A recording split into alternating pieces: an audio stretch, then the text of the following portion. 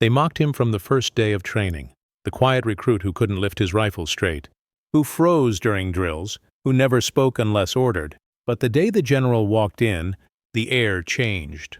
One look at the strange tattoo on the recruit's arm, a pattern of numbers and wings, and the general's face turned pale, because only one man in history ever carried that mark, and he was supposed to be dead.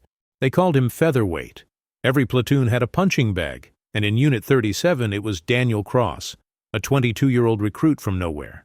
He was smaller, quieter, slower. He spoke like he'd been raised in a monastery, moved like he feared breaking the ground beneath his boots. His uniform always looked too big. His weapon shook when he held it. The sergeants yelled, the recruits laughed, and Daniel endured it all with the same blank stare, as if he was watching a play rather than living inside it. "You'll never survive the front, kid," one of them sneered. "If the enemy doesn't kill you, we will, out of mercy." But Daniel didn't answer. He only pressed his left sleeve down tighter, hiding the dark ink that coiled up his forearm. No one knew when he got that tattoo. Some said he'd come with it. Others whispered he'd burned it into his skin himself. It wasn't like any unit marking, just a set of coordinates surrounding a black bird with geometric wings, and beneath it, a string of digits. 418, 9, 47. At night, under the barracks' flickering bulbs, Daniel sometimes traced the numbers with his thumb, eyes distant, as if trying to remember something he had forgotten long ago. The others thought he was crazy. The sergeants thought he was useless. But the military had one rule: no recruit gets discharged before evaluation by command. That's why, one freezing dawn, the general arrived. The name General Arden Voss carried weight, the kind that silenced rooms. Decorated in 4 wars, rumored to have led Black Ops units that never officially existed. When his convoy rolled through the fog, everyone straightened their backs. He wasn't supposed to visit a rookie platoon, so when his boots hit the gravel of Unit 37's yard, whispers started immediately. "Why's the general here? Maybe someone's getting promoted? Or executed?" Daniel stood at the back of the formation, still, invisible. The general's shadow passed over the line of recruits, and then stopped. "Name," Voss ordered. "Recruit Daniel Cross, sir." "Step forward." Every heartbeat in the yard froze.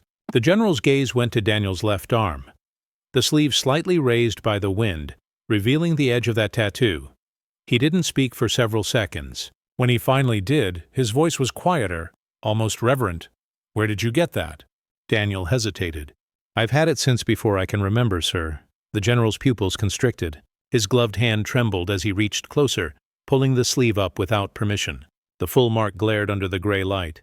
The bird, the coordinates, the numbers. Around them, the recruits exchanged confused looks. They'd seen the tattoo before, but never like this. Never with someone like General Voss reacting as though he'd just seen a ghost. "Who told you to wear this?" the general whispered. "No one," Daniel said. "It's mine." Voss stepped back. His jaw clenched, his expression fractured between rage and fear. He turned to the captain beside him. "Get me command," he said. "Now." Then to Daniel. "You'll come with me." When the convoy left the base, silence followed. The recruits who used to laugh now whispered new names for him. The marked one. The ghost. The code. No one knew why the general had taken him, but one thing was certain. The weak recruit was gone, and in his place, something much older had awakened. The convoy devoured the road in a low, armored hum, a dark column slipping through the frost like a blade under gauze. Daniel sat opposite General Voss in the rear carrier. Between them, a metal case buckled to the floor rattled at every pothole. Matte black, unmarked, heavy with the promise of secrets that never reached daylight. "No." One spoke for the first 20 minutes. Voss stared at Daniel's left forearm as if it were a live grenade that just hadn't decided which second to end the room. Daniel kept the sleeve rolled up under order. The tattoo looked older in the light that squeezed through the slat windows. The black-winged bird etched with geometric precision, the ring of coordinates, the segmented digits beneath, 418-9D47. The edges weren't blurred like civilian ink. They were razor-clean, subdermal dark, a permanence that blood seemed to accept as native. "Has it ever changed?" Voss asked at last. "Changed?" Daniel tilted his head. "It's a tattoo, sir." The The general didn't smile. That mark isn't just ink. He tapped the metal case with his boot. When we stop, you'll see why. They descended into a valley where the fog thickened into a single body, softening the world to gray. The road ended at a blast wall. 2 sentries verified Voss's iris through a slot, and the gate sighed open, hydraulics whispering a welcome too intimate for a military base. Inside, a subterranean complex, colder than the morning, cleaner than a hospital, quieter than a secret. The walls absorbed footsteps. Even the doors breathed in and out. They led Daniel into a long room made of glass and steel, a clinical theater where everything reflected back, slightly distorted. A doctor in slate scrubs waited beside an imaging rig that looked like an altar had mated with a guillotine. "Remove your shirt," Voss said. Daniel obeyed. The air bit his skin. He laid his forearm under a ring of scanners, the tattoo centered like a sight reticle. "Hold." The doctor's hands were steady. A hum gathered. Blue-white lines licked across Daniel's skin in concentric circles. On a nearby monitor, the ink erupted into anatomy. Not just pigment, but architecture. Lines dove beneath the epidermis at exact depths, forming microchannels. Heat maps pulsed. Numbers surfaced and vanished like fish breaking a dark lake. "What am I looking at?" Daniel asked. The doctor didn't answer. Voss did. "A lock," he said. "And a key." Daniel felt nothing unusual. Only a tang in the air, metallic and familiar in the way a smell can be almost a memory. The monitor stabilized. The coordinates sharpened until Daniel could read them. Portacounty 118, N, 118 to 2341. Bebebu, California, Daniel said softly, surprising himself. "Near the mountains?" Voss's eyes cut to him. "Been there?" Daniel searched the fog of his mind and found only a silhouette of a story. A chain-link fence under sodium lamps, a siren singing like a throat being cut, a woman's voice counting backward from 10 in a language he didn't know. Then, as quickly as the images surfaced, they slid away like wet glass in his hands. "I don't know," he said. The doctor expanded the image. The number line 489D47 fractured into segments, each overlaying a different frequency band. Beneath the surface of Daniel's skin, microfilaments responded to the scanner, emitting signatures so faint they might have been imagination. "It's reactive," the doctor muttered. "Bioinductive lattice, old tech but refined. It's waiting to be woken." "How?" Daniel asked. Voss touched the metal case with 2 fingers, not opening it, almost reverent. With the other half. He finally unbuckled the case and lifted the lid. Inside lay a small black device shaped like a flattened coin with a seam around its perimeter and an inlet the size of a thumbnail. No buttons, no markings. It looked like nothing. It felt like grave dirt. "Place your arm here," Voss said, sliding the device forward. The doctor adjusted the imaging ring to hover over Daniel's forearm, while Voss aligned the device so that its seam matched the lower curve of the tattoo's bird. A faint magnetic tug kissed the skin. The device clicked in a way that was more felt than heard. On the monitor, the microfilaments in Daniel's arm brightened like a constellation deciding to exist. Something hissed. Daniel smelled saline and copper. His heartbeat kicked a notch. "What is it?" he asked. Voss kept his eyes on the screen. "Do you know the word kestrel?" "A bird," Daniel said. "A hunter. It was also a program," Voss replied. "A project they called a myth when they buried it. The idea was simple. Embed a mnemonic lock in tissue that can only be opened by a paired token. The recruit carries the lock. They never know what they carry. The token never leaves command custody." "Why?" Daniel's voice tasted like cold iron. "So the carrier can pass through interrogations without betraying what he doesn't know." Voss's jaw tightened. "So we could build messengers out of human beings." The device warmed. Daniel felt a tingling spread like carbonation through his veins. The numbers beneath the tattoo turned, not physically, but in his head, as if something inside him had been quietly counting for years and just reached 0. "Sir," the doctor said, not hiding the fear, "it's interfacing." Light swam across the monitor, the coordinate ring rotating fractionally until it clicked into a new alignment. A soft chime sounded from the device, then an old man's voice came out of it. "General Voss," the voice said, distorted, threaded with the static of decades. "If you are hearing this, the bird has returned." Daniel's breath stopped in his throat. The voice was nobody, he remembered, and yet the cadence ached like déjà vu made of bone. Voss swallowed. His face, which had been carved in stone since the gate, cracked with something human. "Dr. Halvern," he muttered. "Impossible," the voice continued. "You told me to prepare for your disobedience, Arden. You told me you'd bury the truth even from yourself. So I anchored it here, in the only vault you couldn't destroy. A living one." Daniel's mouth was cotton. What is he talking about? He searched Voss's eyes for a tether and found only a battlefield. The voice. Kestrel was never a courier program. It was a recall. We didn't embed a message in the recruit. We embedded a map that would grow with him, into him. A map of a facility that does not exist on any register. Partitioned across living matter, corrected by age, activated by the token. The recruit is the compass. And you, Arden, are the only one who can follow. On the screen, the coordinate ring expanded, then fractured into a spiral of concentric sets, each labeled with segments that corresponded to the digits 4189D47. The doctor leaned in, lips parted. "Those aren't arbitrary numbers," she whispered. "They're instructions, floor, sector, angle, clearance ramp. It's architectural," the voice faltered, frayed by memory or recording rot. "If the boy is alive, it means Phase 1 succeeded. His mind survived the blanking process." A pause, a sound like paper being turned by wind. "He will have pieces, flashes. You must let them return. The map requires him to remember to complete." Voss's fingers pressed whitened knuckles into the case edge. He closed his eyes as if swallowing a poison he'd left on someone else's table. Daniel stared at his own skin. The blackbird wasn't a symbol. It was a keyhole. The numbers weren't vanity. They were a root. All inside him. Always inside him. "What's at the end of the map?" Daniel asked, voice thin.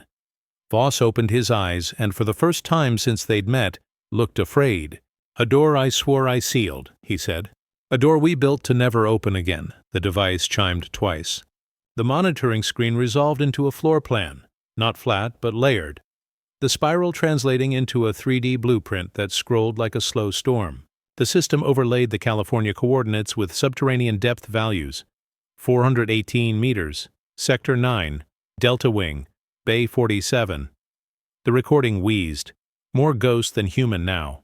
"If you followed my instructions, Arden, you did what we promised. You buried Kestrel. But if you're here, it means someone dug. Or you did."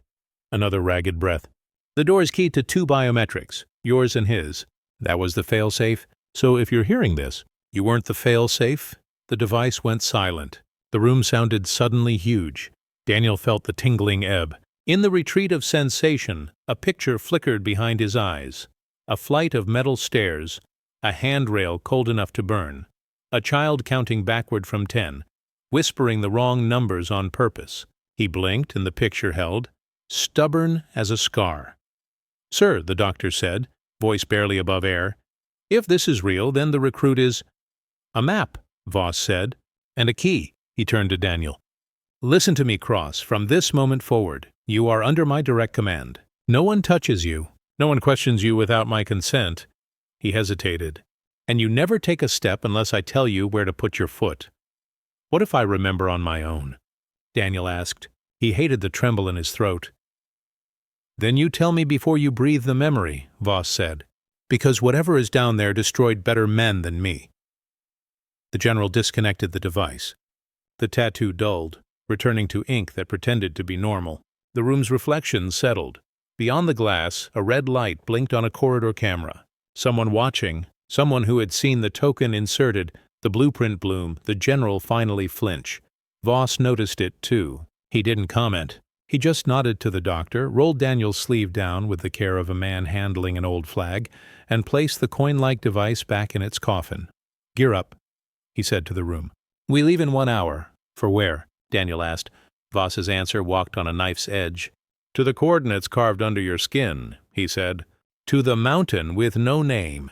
He paused at the door, palm on the scanner, eyes on Daniel like a question that had learned to fake being an order. "And Cross?" His voice was sand. If a memory tries to take you somewhere I don't lead, you dig your nails into your arm and think of the coldest thing you've ever felt. That's how you stall it. Stall what? The part of you Voss said. "That isn't you?" The door released with a sigh, swallowing him into the corridor and its red, watching light. Daniel looked down at his forearm. The bird under his skin seemed to look back. Somewhere in a California mountain, a door waited, a door that only opened for a general and a recruit who didn't belong. And for the first time since he had a name, Daniel wondered if belonging had ever been the point. The convoy climbed in silence. A line of armored vehicles crawled through the skeletal ridges of the Sierra Nevada. Engines low, lights dimmed. The sky was the color of unpolished steel, the world below, an ocean of frost and stone. Daniel sat. In the second transport, the hum of machinery beneath him almost hypnotic.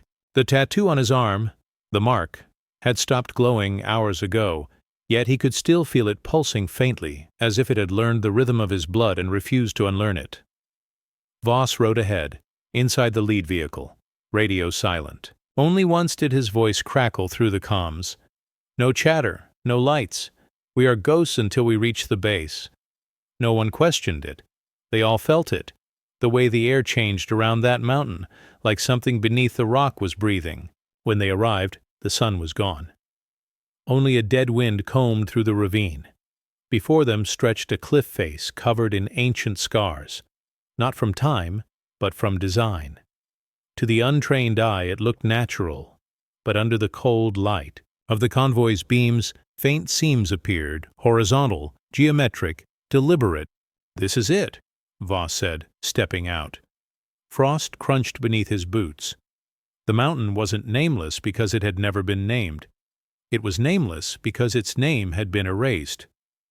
Daniel followed him to the rock wall. His breath hung in the air, visible and trembling. "This place," Daniel murmured. "I've been here before." Voss didn't look surprised. "You weren't supposed to remember. That means it's working." "What's working?" Voss motioned to the tattoo. "Whatever they buried inside you." The soldiers began unloading equipment. Scanners, power units, thermal drills. They arranged them around the cliff in a semicircle. Each device emitted a pulse, soft but deep, like the mountain was being measured by heartbeat. When the last pulse hit, a portion of the cliff shimmered, then receded. A perfect square of stone slid backward, revealing a metallic door sealed with overlapping plates. At its center was a slit identical in shape to the device Voss carried. The soldiers muttered. No one had expected the myth to answer. Voss turned to Daniel. "Arm out!" Daniel rolled up his sleeve. The tattoo seemed to wake up, the black bird stretching subtly beneath his skin. "Wait," Daniel said, his throat tight. "Before we open it, what's inside?" Voss's eyes glinted with something between guilt and fear. "The reason you were created." He pressed the coin-like key into the slot. The mountain shuddered. The plates separated, folding inward like petals of iron. A hiss of air escaped, stale, ancient, heavy with dust and memory. A corridor appeared, descending into pure darkness. Inside, the air tasted sterile, electric. The walls were smooth metal, untouched by corrosion. Lights flickered to life automatically as they walked, one by one, following them deeper underground. Daniel's pulse matched the lights. He didn't want to remember, but flashes kept breaking through. Corridors like this one, but filled with people in white suits, the sound of footsteps echoing in unison, a voice counting down, 3, 2, 1, memory extraction complete. He stopped, clutching his head. "Cross." Voss's hand was on his shoulder instantly. "What do you see?" "A boy," Daniel gasped. "In a room like this. He's hooked to wires. They're showing him images, thousands of them, over and over. Maps, faces, blueprints. He's screaming. "That's enough!" Voss barked, shaking him. "Don't follow it further!" Daniel opened his eyes. The corridor was still, but in the faint reflection of the steel, he saw the boy again, pale, trembling, and realized it was him. They reached a chamber vast enough to swallow the convoy that brought them. Rows of cryogenic pods lined the walls, covered in frost. The air hummed with the sound of sleeping machines. A console flickered alive as Voss approached. Its interface was old military. Black text on green. Project Kestrel, Daniel read aloud. Status: suspended personnel. 0 active lockdown level. Omega beneath that, authorized users. Voss A. Cross. D. Daniel's stomach dropped. Me? You were never just a recruit, Voss said quietly. You were a continuation, the last living piece of an experiment that was supposed to end 20 years ago. What kind of experiment? Voss's silence was the longest of Daniel's life. Finally he said, human mnemonics. They implanted data inside children, entire archives encrypted in the neural lattice. You were one of them. You weren't supposed to grow up. You were supposed to carry, deliver, then die. Daniel stared at him, horror clawing through his chest. Why am I alive then? Voss looked at the wall of pods. Because I hid you. The words echoed between them like a gunshot. You. What? I couldn't let them finish it, Voss said. You were a child.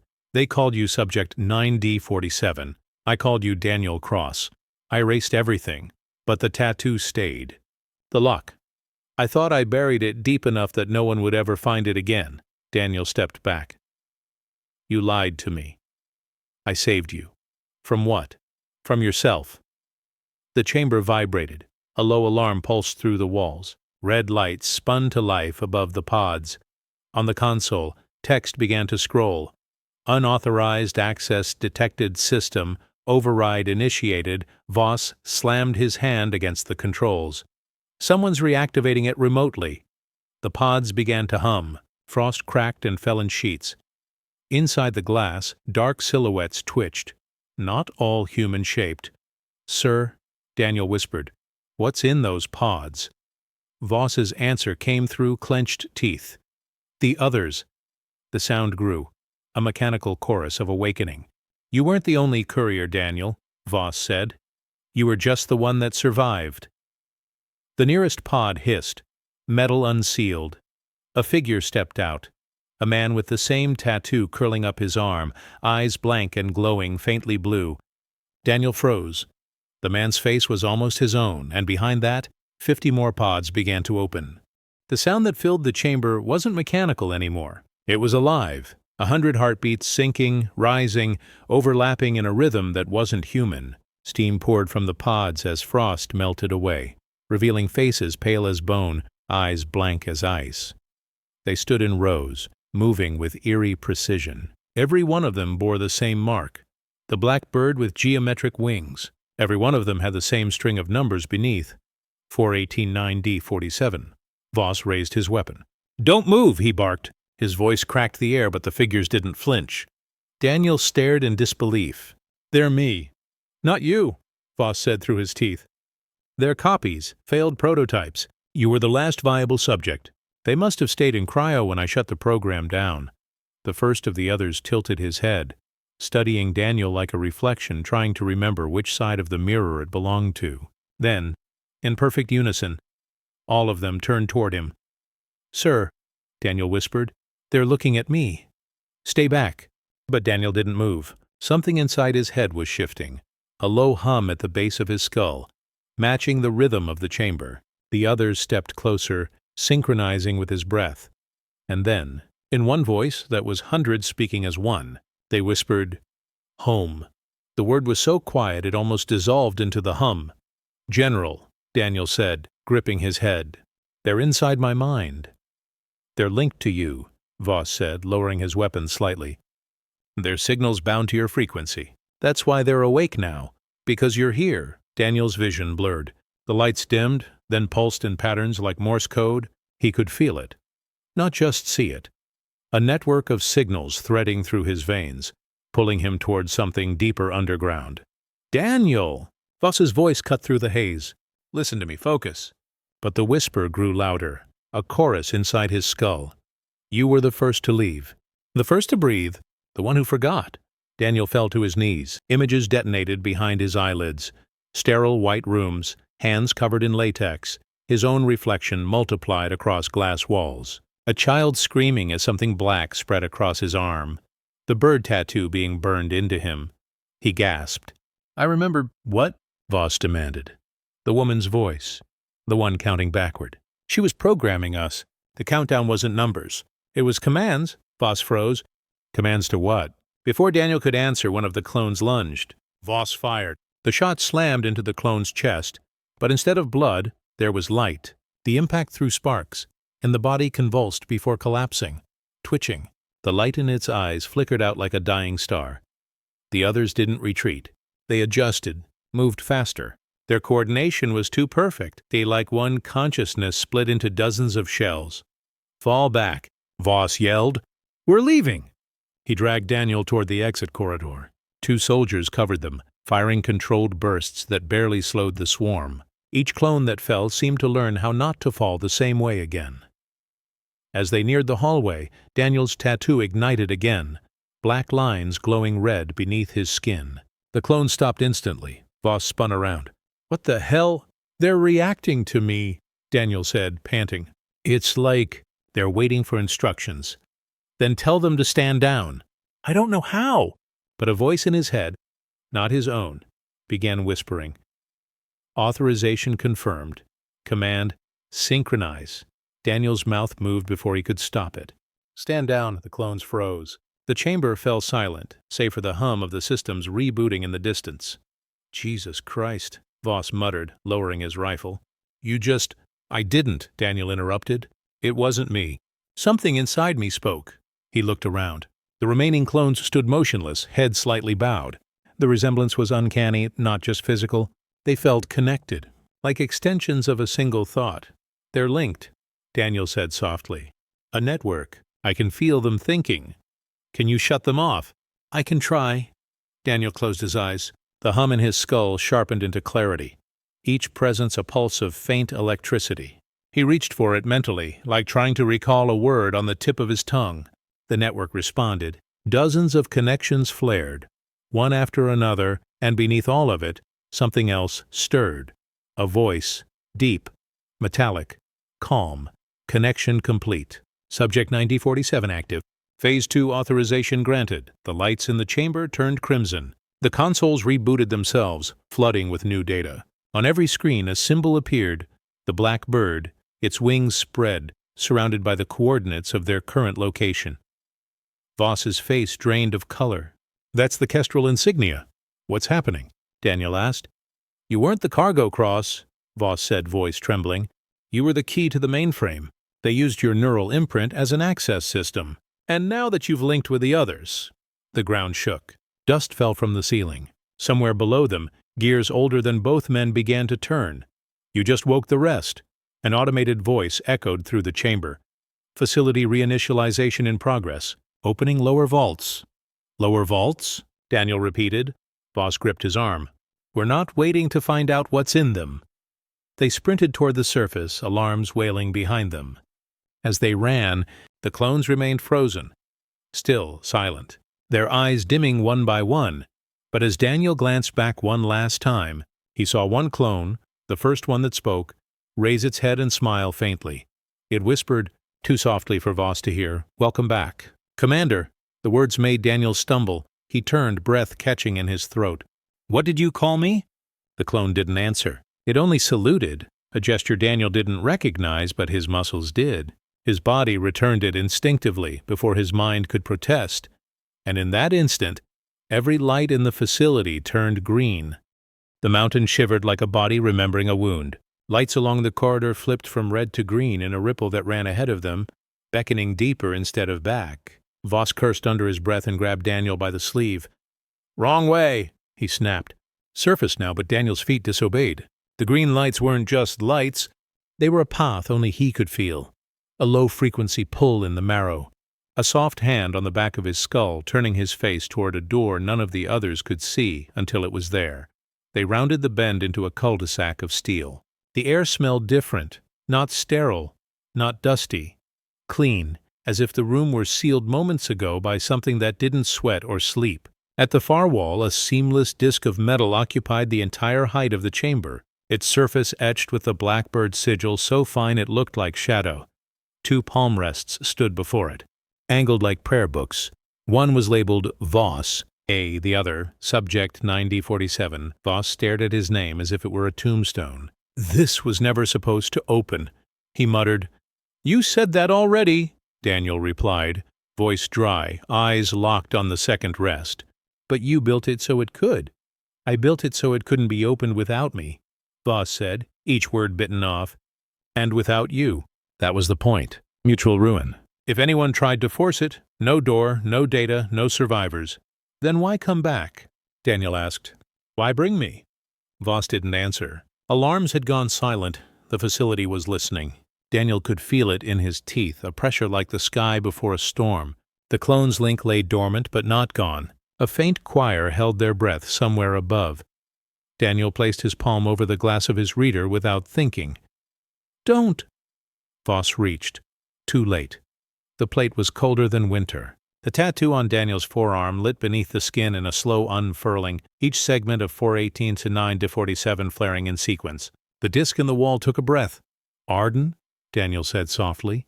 "Your turn." The name stopped the general mid-step. Daniel wasn't sure why he'd said it. "Arden, not sir." A memory slid like a blade between bones. A man in a gray coat, kneeling to eye level with a frightened boy, whispering, "If anyone asks, you're Daniel. When you hear me use my first name, it's the signal that we run." "Arden," Daniel repeated, more certain now. We ran in a circle." Voss's jaw worked. His hand hovered over his reader as if the glass were a cliff edge. "If this opens," he said, "we don't get to choose what we are when it closes." "Maybe we do," Daniel said. "Maybe that's the one thing they couldn't code." Voss set his palm down. The room hushed. A beat. 2.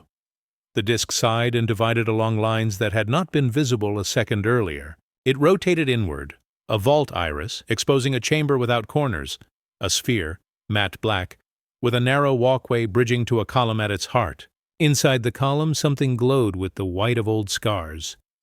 They crossed. The column wasn't a server. It wasn't a weapon. It was a heart, a lattice of fibers braided around a core of milky glass.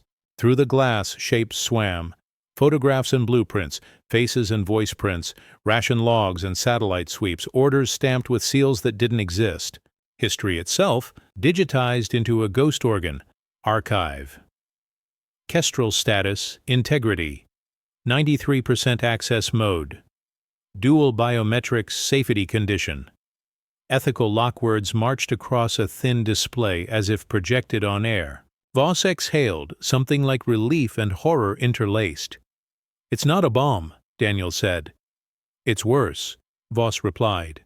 "It's the truth." He touched a control that wasn't a control so much as a question waiting for a finger. The glass brightened, and a face assembled out of grain. Dr. Halvern, younger, laughing in shades of static. "A recording?"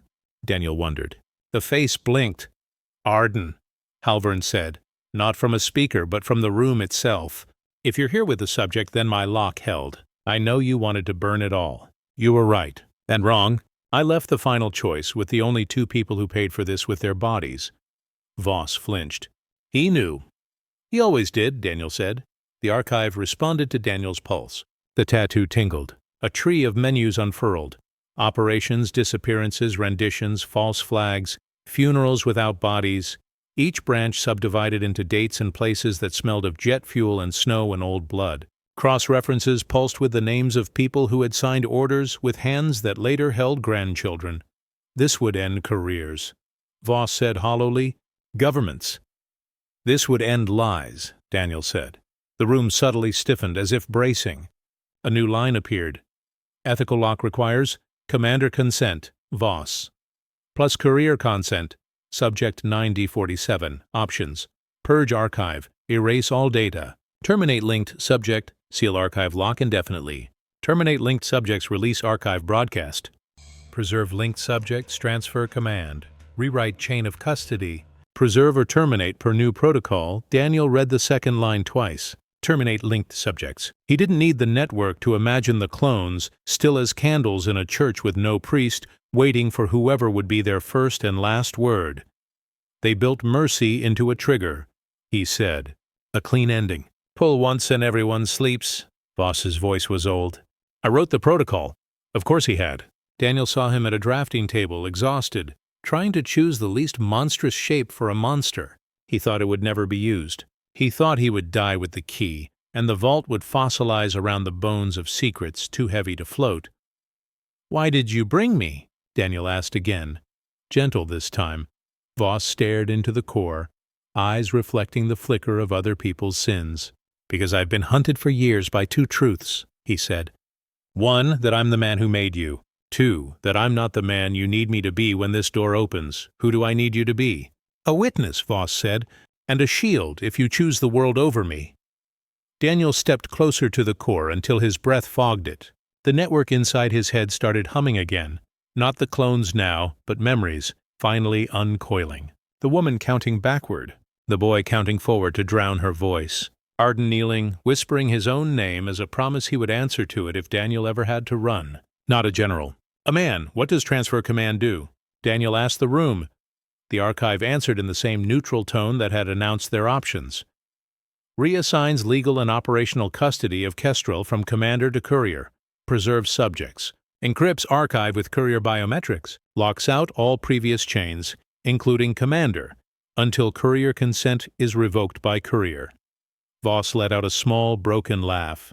Halvern, you bastard optimist. Daniel looked at his own hands. Scarless, except for the mark no blade could shave off. He could end the network and salt the ground. He could seal it and pretend the dead were sleeping. He could burn the world with truth and leave children to inherit the smoke. Or he could take it, Arden, he said.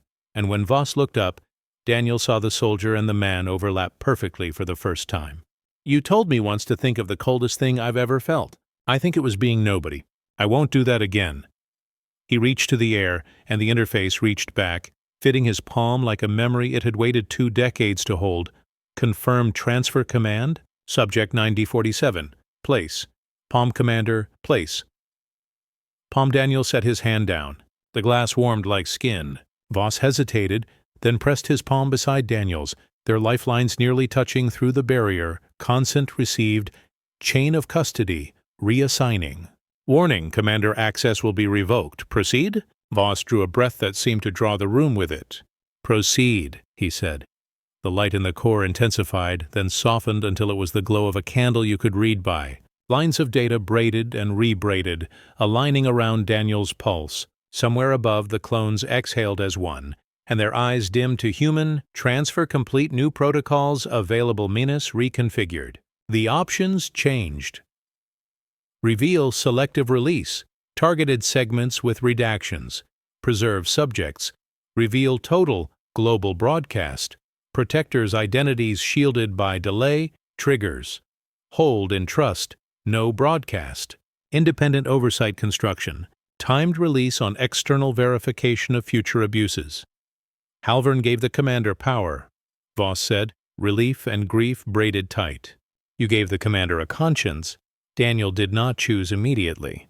He thought of the soldiers who had mocked him, the recruits who might die in wars propped up by archival lies, the children who would be fed into machines with cleaner names. He thought of the clones, his brothers in the way only design makes family, and whether they could be more than echoes.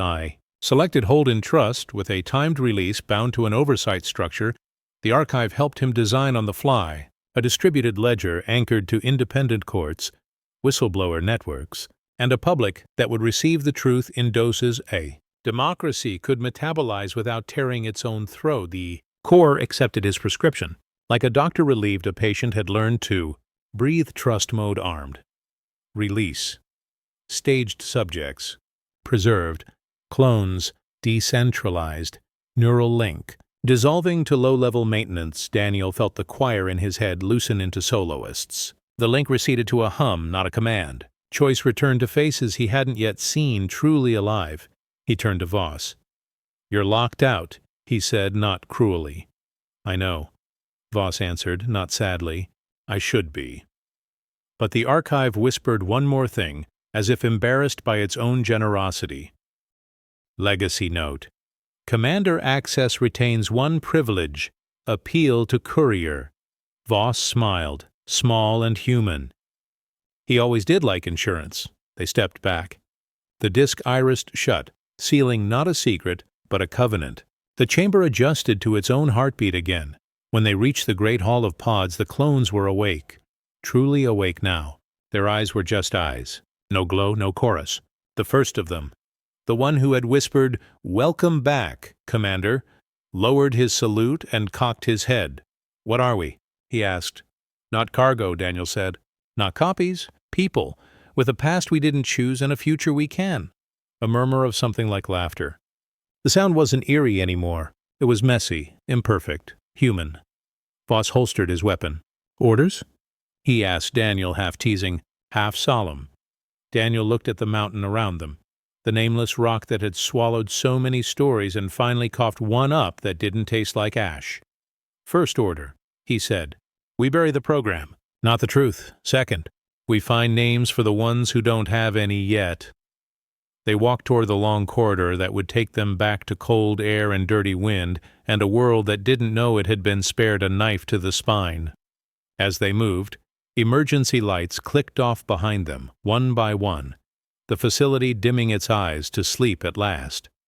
At the threshold, Daniel's tattoo pulsed once, faint as a heartbeat in a wrist.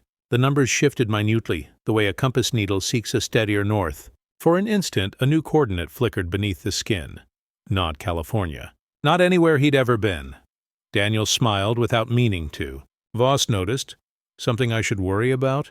the general asked. "Something we'll handle," Daniel said. Eat together. Outside, dawn had found the ridge. The horizon was a blade of gold. They stepped into it, not weaker, not ghosts, just two men who had opened a door that shouldn't exist and decided what kind of story would walk out. End.